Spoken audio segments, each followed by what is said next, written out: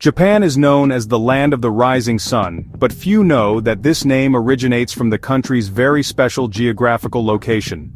Situated at the easternmost point of the Eurasian continent, Japan is one of the first places in the world to greet the dawn.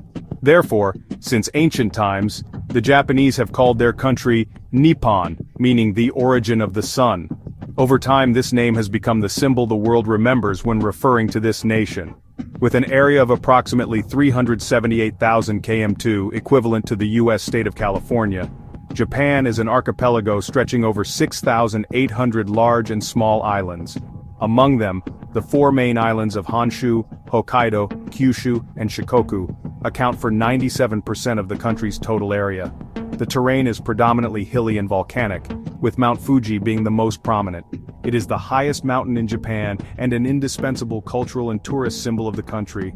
Japan's climate is temperate, with 4 distinct seasons. Spring is when cherry blossoms bloom, transforming the entire country into a romantic pink canvas. Summer is hot and humid, the season of fireworks, festivals, and vibrant street food.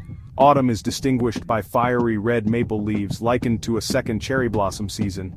Winter, with its white snow cover, is a famous destination for ski lovers. Thanks to this colorful variation, Japan is one of the rare countries that can attract tourists throughout all 4 seasons. Despite its modest area, Japan is one of the most populous countries in the world, with about 125 million people, ranking 11th globally. However, it is noteworthy that nearly 30% of the population is over 65 years old, making Japan the fastest aging nation on the planet, posing many labor and healthcare challenges for its government.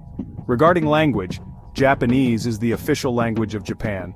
Interestingly, the Japanese use 3 writing systems concurrently: kanji, hiragana, and katakana, making Japanese one of the most difficult languages in the world to learn.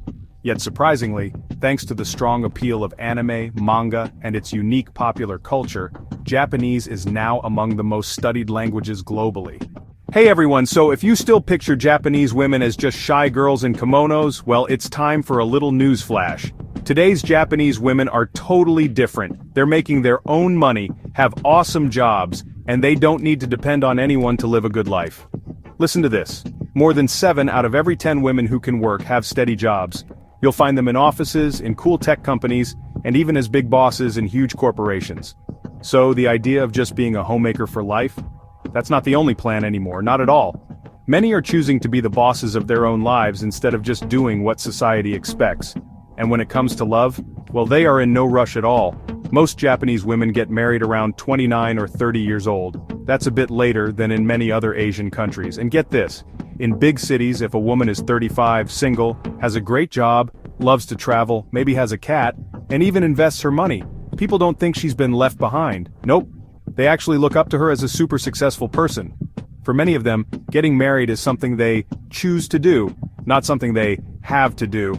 And if they do decide to get married, that guy has to be really special to get a yes.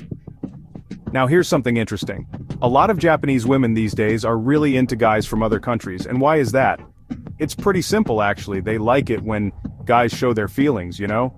And it seems Japanese men can be a bit shy about that.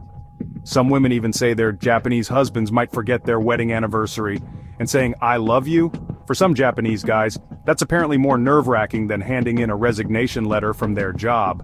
But then, you have guys from places like America and Europe. They often know how to say those sweet words, plan nice surprises, and most importantly, they really know how to listen. So, what happens? Well, every year, about 6,000 to 7,000 Japanese women marry men from other countries, and this is happening more and more, especially in big cities like Tokyo and Osaka. So, do you want to know more secrets on how to impress a modern Japanese lady? If you do, just type the number 2 in the comments below, and we'll share some more tips with you. If there's a place in the world where you could leave your wallet on a park bench and return a few hours later to find it untouched, it would be Japan.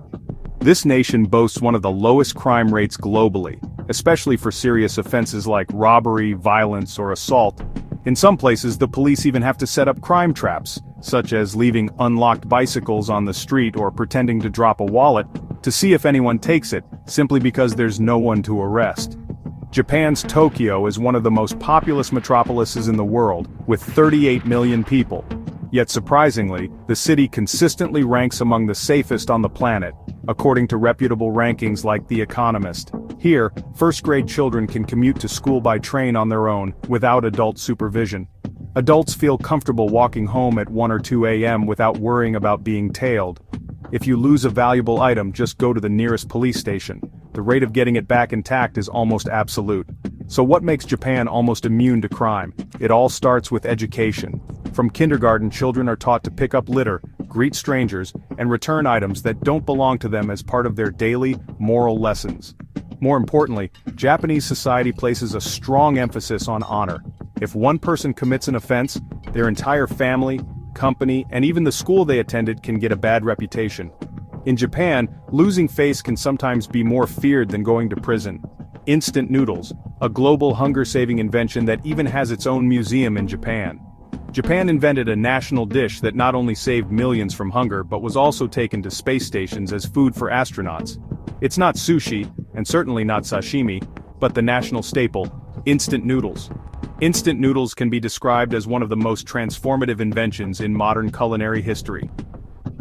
In 1958, Mr. Momofuku Ando invented the first packet of instant noodles in his small kitchen.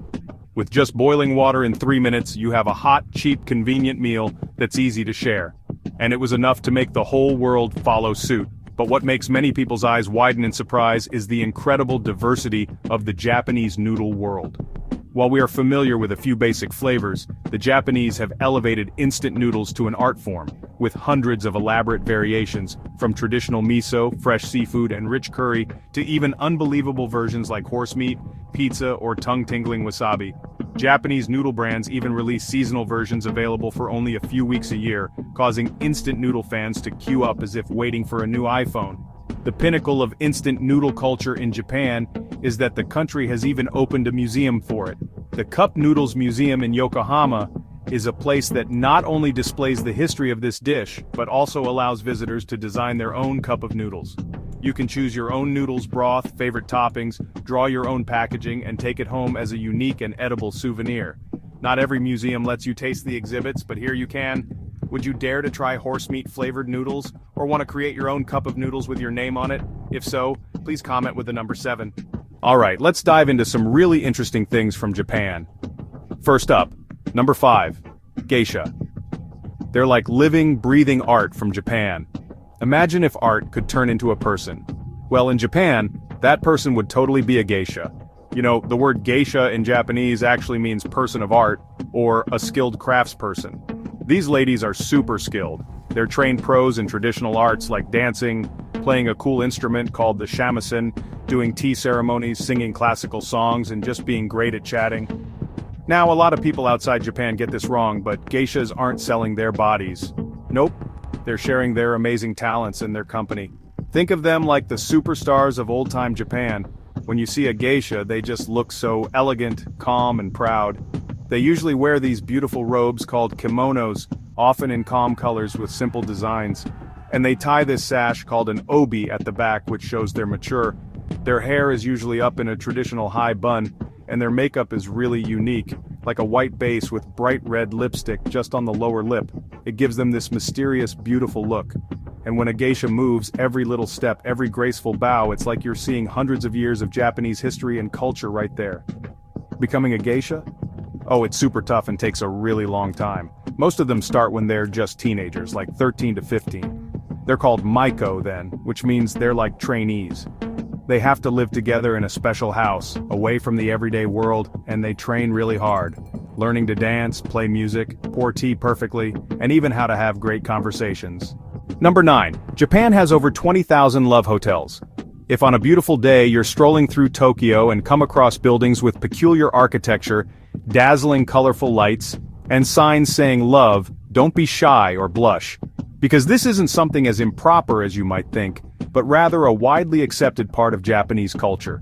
This nation boasts over 20,000 love hotels, stretching from bustling Tokyo to vibrant Osaka and ancient Kyoto, a number significant enough to make anyone's eyes widen in surprise.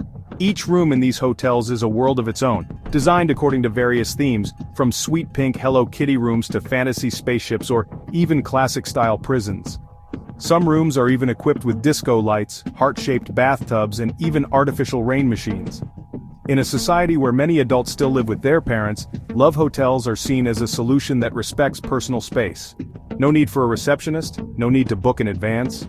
You can choose a room via a touchscreen, quickly and efficiently. As a result, this industry generates over $40 billion annually. Double that of Japan's globally famous anime industry. Would you like to try a night in a spaceship room or a love prison? If so, comment with the number 9, the island forbidden to women, a sacred mystery kept for 1,000 years. In the seas of Japan, there exists an island so special that women have been forbidden to set foot on it for over 1,000 years. This is Okinoshima. Since ancient times, this island has been considered the dwelling place of sea gods, and only men are allowed on the island after undergoing strict purification rituals. Before setting foot on Okinoshima, everyone must remove all their clothing and immerse themselves in seawater as a way to cleanse both body and soul.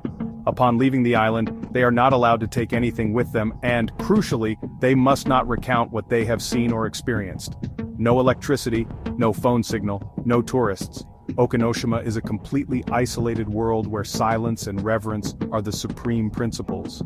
The miracle is that, in this tranquility, tens of thousands of ancient treasures have been found, from bronze mirrors, gold rings, and jade necklaces to rare ritual objects. Thanks to preserving its ancient rituals almost intact, Okinoshima was recognized by UNESCO as a World Cultural Heritage Site in 2017.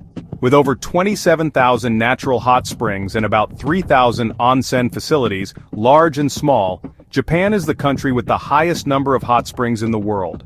Whether you are in the middle of a modern city, by a forest, or in a remote rural area, you can find a steaming pool like a fairyland just a few steps away. For the Japanese, bathing in an onsen is a healing ritual. It not only helps relax muscles but is also a way to wash away invisible fatigue. Older adults visit onsen to treat joint pain, as if consulting a nature's doctor. Young people see it as a place to escape deadlines, and many families choose to go to an onsen together on weekends as an occasion to strengthen family bonds. An onsen is a place where not much needs to be said. Simply sitting together silently in the warm water is enough to understand each other. What's interesting and also shocking to many tourists experiencing onsen bathing is the requirement to be completely nude while bathing communally with others. No swimsuits, no towels, because the Japanese believe that nakedness is truth. Everyone is the same, with no distinction of status. Before entering the pool, you must scrub your entire body thoroughly, clean from every toe to between your fingers, as a ritual showing respect for the shared space. And absolutely no running, jumping, making noise, or taking photos, because an onsen is a place for tranquility, not for checking in. First is Mount Fuji, the highest mountain in Japan at 3,776 meters, which is both a World Cultural Heritage Site and the foremost spiritual symbol. They call it the Mountain of the Gods. And for many, climbing Mount Fuji is not just a physical journey, but also a soul-purifying ritual. In spring, viewed from afar, snow-capped Fuji looks like a living ink wash painting against the sky. If you enjoy history with a touch of romance, Osaka Castle will not disappoint. Once a 16th century military fortress, it is now one of the nation's most famous check-in spots with its green-tiled roofs, ivory-white walls, and sparkling gold dragon motifs. Notably, you can rent samurai armor for photos against the ancient backdrop, a spectacular leap through time in just a few steps. To delve deeper into the Japanese atmosphere, visit the Sagano Bamboo Forest in Arashiyama, Kyoto. Here, the rustling sound of wind blowing through the bamboo stalks is recognized as a national soundscape that needs to be preserved. Walking through the bamboo forest, you feel as if you are entering a dimension of tranquility where time stands still. And if you want something a bit peculiar, head to Owakudani Valley, an active volcanic area in Hakone. The ground steams with sulfur, and eggs boiled in the mineral springs turn black as if by magic. It is believed that eating one black egg here will add 7 years to your life. Alright, so get this. Japan is sometimes called Festival Land. Why? Because they have over 300,000 festivals every single year. Yeah, you heard that right, 300,000. Japan is super smart with technology, but they are also huge on festivals. Big ones, small ones, all kinds of traditional parties happening all year round. That's more than any other country in the whole world. So when spring comes around, you see all these beautiful, soft pink cherry blossom flowers. That's when they have the Hanami Festival.